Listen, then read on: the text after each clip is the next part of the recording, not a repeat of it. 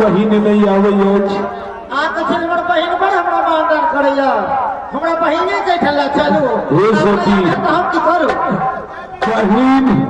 आया बनकर लेने मोकल भाई के बहिन देखते हे सखी चाहे बहिन रहे चाहे जियो रहे अब हमार सबे लाश जावा लगे बहिन दिया भेंट करे राग मरैया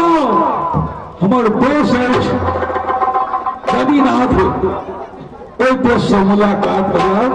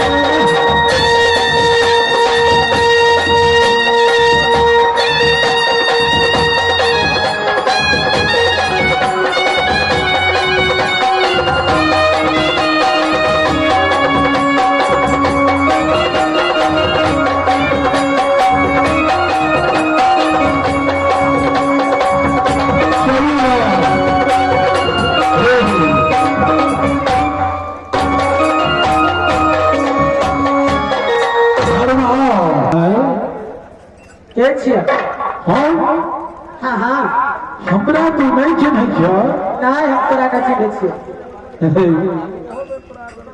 सही बात वो लिखले दुनिया के रीते दुनिया के कहावत में छे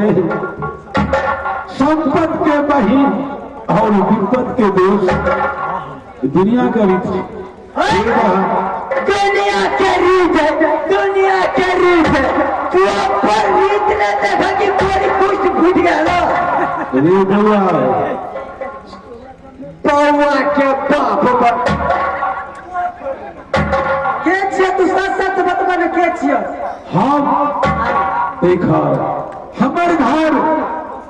बीबी बनराज परोली लगे हाँ हाँ हमारा नाम ज्योतिष महाराज ना आयो मंत्री साहब ओए एकर जे कहै छै ज्योति पजिया हमर नाम छै आयो एहने हमर भाई छियै ये कभी जुमा छै कि केना भाई छै त भाई छै मगर हमरा न पता छै कि कहां के भाई है हमर भाई जे रहते हाथी हथसार घोड़ा घोड़सार साथ में रहते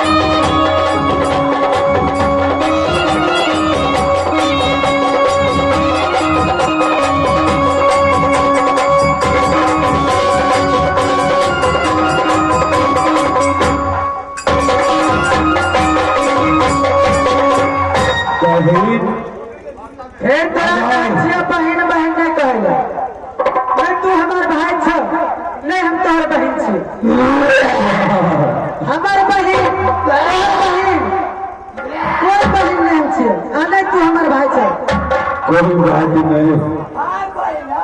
बाप रे बट बाप हम बट दूध है हम बट बीमारी फड़बे के त चुलवा के खानदान रे बउआ सही बात है। कोई के सब साइन करबै जानो एक दिन मुसीबत सब पर कहै छै कहावत में कहै छै